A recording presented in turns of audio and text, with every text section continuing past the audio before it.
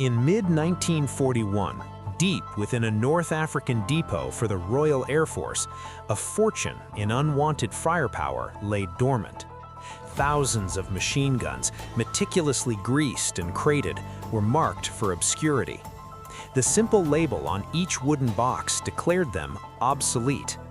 British military planners had deemed these weapons artifacts from a bygone conflict, relics of a slower, propeller-driven era. They were supposed to be replaced by something quicker, more modern, and elegantly belt-fed. The RAF had already adopted new systems. The Army showed no desire for them. So the guns languished in the shadows, gathering dust as the war intensified just outside. But David Stirling hadn't heard about them yet. When he finally did, the entire Desert War was set to pivot. To grasp why a cast-off aircraft weapon transformed into one of the most terrifying arms in the North African theater, we must travel back to its conception. It wasn't forged in a state-run arsenal, but in the sterile design offices of Vickers-Armstrongs, a British engineering conglomerate with a formidable history in armaments. During the early 1930s, aviation technology was leaping forward at a speed that weaponsmiths struggled to match.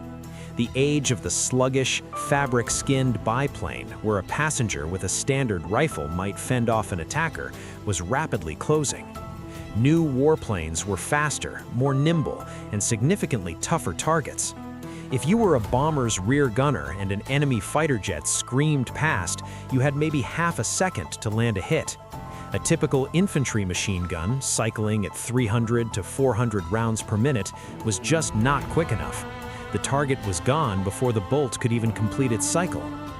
The engineers at Vickers saw this challenge with perfect clarity.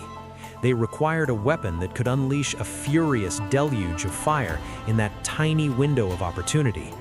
The solution was rooted in a design they already partially possessed.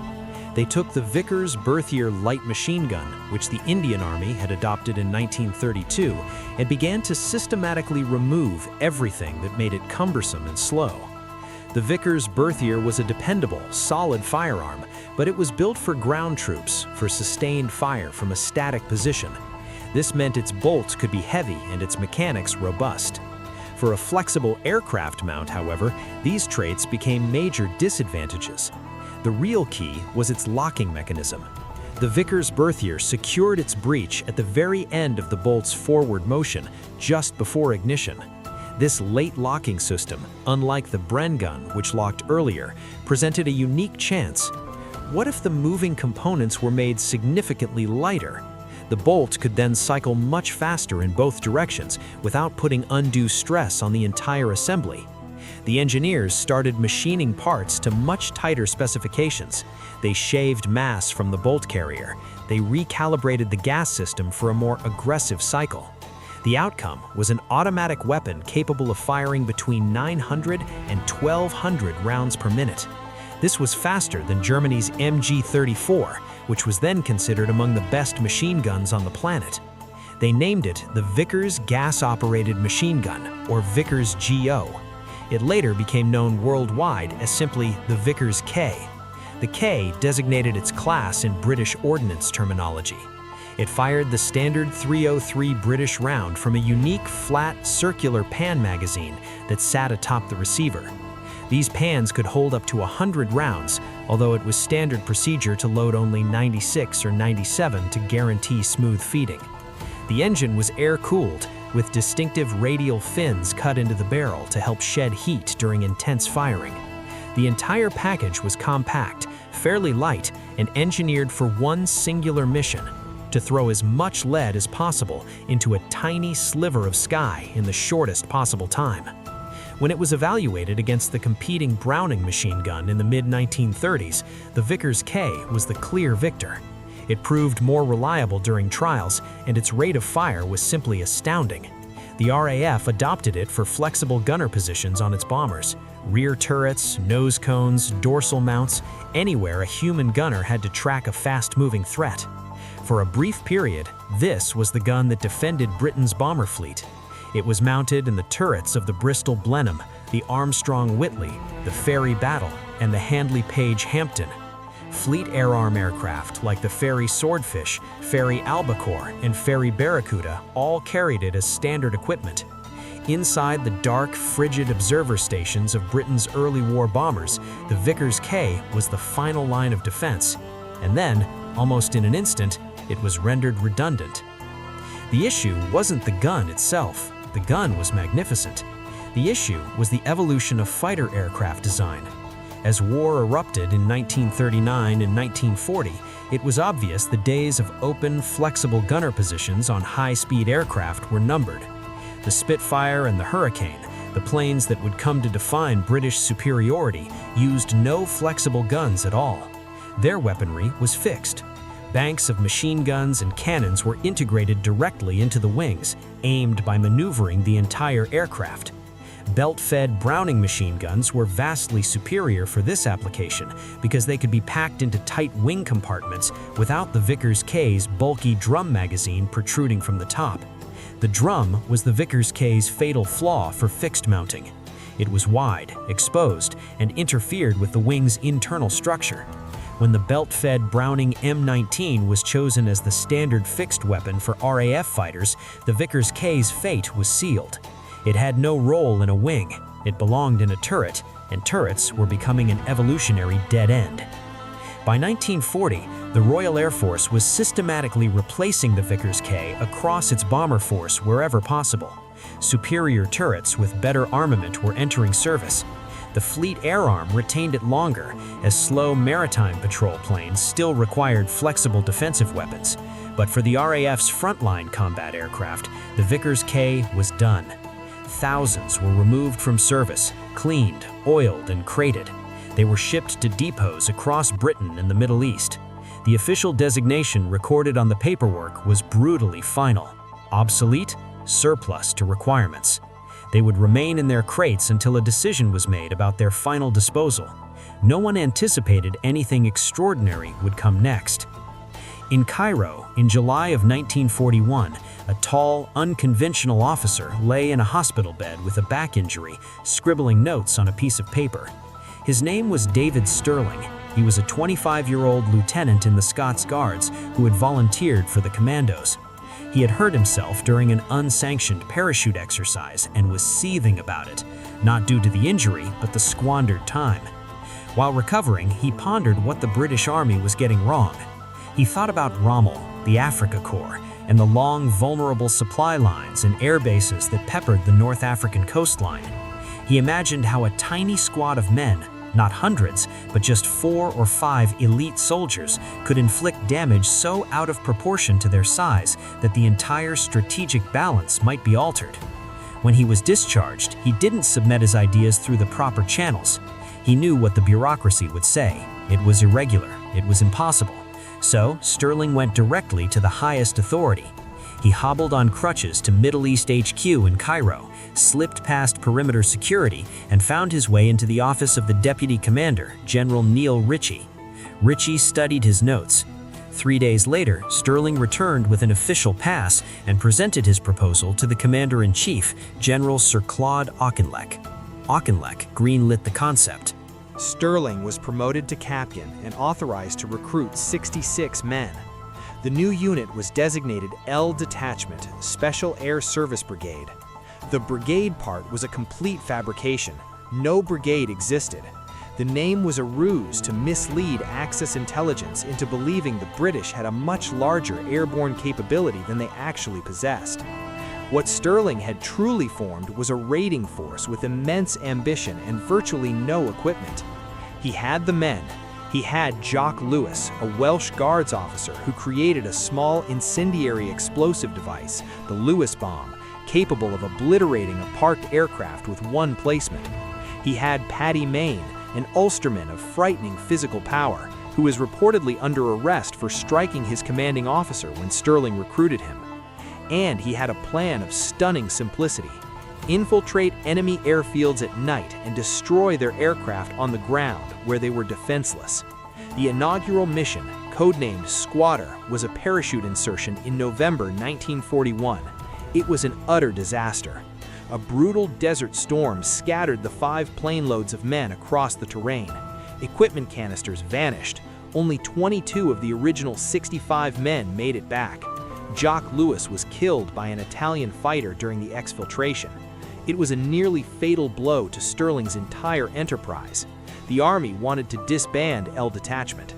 But the failure taught Stirling an invaluable lesson. The parachute was the wrong instrument. Not for this environment, not at this point in the war.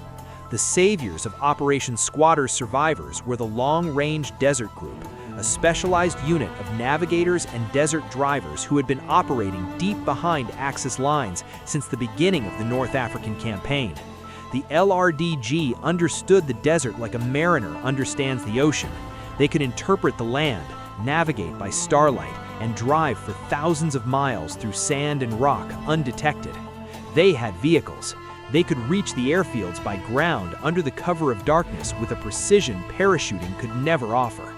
Stirling saw this instantly. He forged a working alliance with the Long-Range Desert Group. They would be the SAS's taxi service. The SAS would handle the destruction. It worked on the very first try. On the night of December 14, 1941, while Stirling's own team's attack on Sirte Airfield was aborted when he stumbled upon a sleeping Italian soldier, Paddy Mayne led his small group to Tamat Airfield in Libya. What transpired at Tamat became SAS folklore. Mayne kicked open the door to the officers' mess, where German and Italian airmen were eating and playing cards, and opened fire. His team then fanned out across the dark airfield, attaching Lewis bombs to parked planes and shooting up the instrument panels of those they couldn't reach with explosives. When Mayne exhausted his bombs but spotted one more aircraft, he allegedly ripped its instrument panel out with his bare hands. It was a Herculean feat his men would never forget. When the team vanished back into the desert and the night sky was illuminated by detonating aircraft, the final tally was 24 destroyed, plus fuel dumps, ammo stores, and telegraph poles. The SAS had proven its worth. L Detachment would continue. But there was a new problem that every victory made more severe. The SAS was succeeding, and the Axis powers were adapting. As the early months of 1942 unfolded and the raids increased, Axis commanders began quietly reinforcing their airfield defenses. Sentries were positioned next to individual aircraft, guard towers were erected, perimeter patrols were intensified. The quiet, methodical insertion the SAS had depended on, creeping onto an airfield in darkness, planting bombs silently and then slipping away, was becoming impossible. The airfields were no longer dormant when the SAS arrived. Stirling recognized this growing threat, and his solution was typically bold. If they could no longer infiltrate unseen, they would drive in at top speed with so much firepower that the defenders would be paralyzed before the damage was done. Speed and shock. He needed vehicles to carry that firepower, and he needed weapons to deliver it. The American Willys Jeep was becoming available to British forces by mid-1942. It was a game changer. Small, nimble, incredibly capable on rough ground, and simple enough to be maintained in the field with basic tools. Stirling started acquiring them and immediately began modifying them. Windscreens were removed, weight was stripped, and extra fuel and water cans were bolted to every available surface. The entire vehicle was transformed into a mobile gun platform. But the question of armament remained. The Jeep needed firepower, and a massive amount of it. A weapon that could spit out rounds fast enough to suppress an entire airfield's defense in the few moments before the attackers could escape back into the night. And that's when someone remembered those crates in the depot, the obsolete ones, the ones the RAF no longer wanted. Vickers K was not selected by chance, and it wasn't picked because it was the sole option. The soldiers who first experimented with the gun soon realized it was, in almost every respect, exactly what they required. The rate of fire, up to 1,200 rounds per minute, was almost unbelievable for a weapon of its type. A single Vickers K could put 20 rounds on target in 1 second. Two of them, mounted side by side on a swivel at the front of a Jeep, could deliver 40. The drum magazines meant no belts to snag in the wind or get caught on the vehicle's bodywork. The pan sat nicely on the receiver, locked in with a satisfying click, and could be swapped in seconds by a skilled gunner, even in total darkness and at high speed. The gas-operated action proved exceptionally resistant to sand and dust, a vital benefit in the Sahara, where a belt-fed gun might jam with grit, but the Vickers K just kept on firing. The gun's creators had built it for the sky, where dependability under harsh conditions was non-negotiable. That same standard of mechanical integrity transferred perfectly to the desert. The gas piston and tilting bolt system, engineered to work at high altitude in freezing cold with engine oil misting the components, handled the sand-blasted heat of North Africa with equal reliability. Soldiers who used the gun were direct in their praise. It wasn't just adequate. For this particular task, it was superior to every other alternative they had. Sterling standardized the configuration.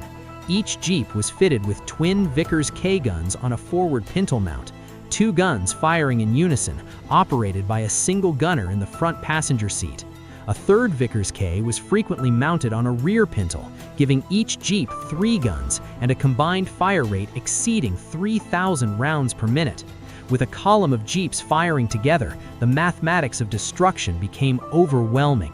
The tracer ammunition, loaded as every 3rd or 4th round in the drum, served 2 purposes.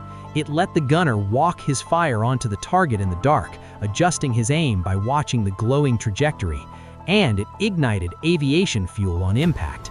A short burst in the right spot was enough to turn a 10-ton aircraft into a catastrophic ruin within seconds.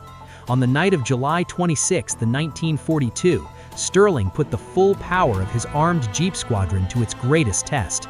The objective was Sidi Hanish Airfield in Egypt, 235 miles west of Cairo. It was a major Axis base packed with bombers and transports used to supply Rommel's forces at the front.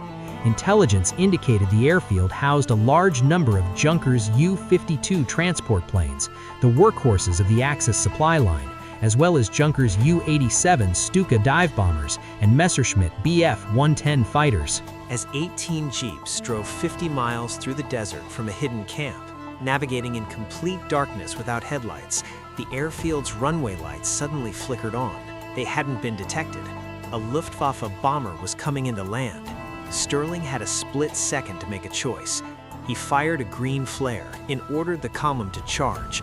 The Jeeps surged onto the airfield in 2 parallel lines, Sterling leading the way. The Vickers K guns erupted instantly, spewing tracer rounds into the neat rows of parked aircraft on either side. The airfield exploded into chaos. Planes burst into flames. Explosions cascaded down the flight line as fuel tanks detonated one after another.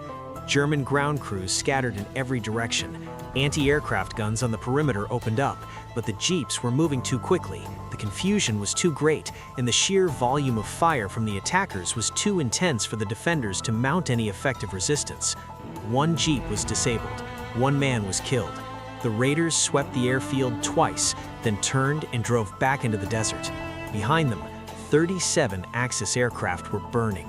It was the single most destructive SAS raid of the entire North African campaign, and one of the most efficient applications of firepower in the history of special operations. The aircraft lost that night were transport planes the Afrika Korps could not afford to lose. Their destruction tightened the logistical chokehold on Rommel's army at a critical moment when the Desert War was reaching its climax. What made it all possible, technically, mechanically, and operationally, was the Vickers K, the gun the Royal Air Force had written off as obsolete, the gun that sat in crates, forgotten and awaiting disposal. The Axis commanders who survived the raid at Sidi Hanish were reportedly mystified by what had hit them. One account described the post-raid chatter, in which a garrison officer claimed he had been attacked simultaneously by naval commandos from the sea, paratroopers from the air, and an armored column from the land. In reality, it was just a handful of men in open jeeps armed with surplus aircraft machine guns. The psychological impact of a weapon firing 1,200 rounds a minute in pure darkness, with tracers arcing everywhere and planes exploding every few seconds, created a level of confusion that magnified the apparent size of the attacking force many times over. This was no accident. Sterling grasped what military strategists call the force multiplier effect, the ability of speed, surprise, and overwhelming local firepower to achieve results far beyond what raw numbers suggest. The Vickers K was the core of that multiplication. Its fire rate meant a single Jeep racing through an airfield could engage targets across a 200-yard frontage in the same second. There was no pause in the gunfire, no moment for a defender to safely raise his head and organize a defense. The raid's success wasn't only counted in destroyed aircraft, though the figures were incredible. By the time Sterling was captured in January 1943, caught sleeping in a Tunisian valley, L Detachment and its successor units had destroyed over 250 aircraft on the ground, along with dozens of supply depots, railway lines, and hundreds of vehicles. Across the entire North African campaign, the SAS was credited with destroying more than 400 aircraft, a figure that surpassed the total number of Axis planes shot down in air-to-air combat by the whole Desert Air Force during the same period. Field Marshal Bernard Montgomery, a man not known for lavish praise, said of Sterling, "The boy Sterling is quite mad. Quite mad." However, in a war, there is often a place for mad people. The Germans had a different name for him, the Phantom Major.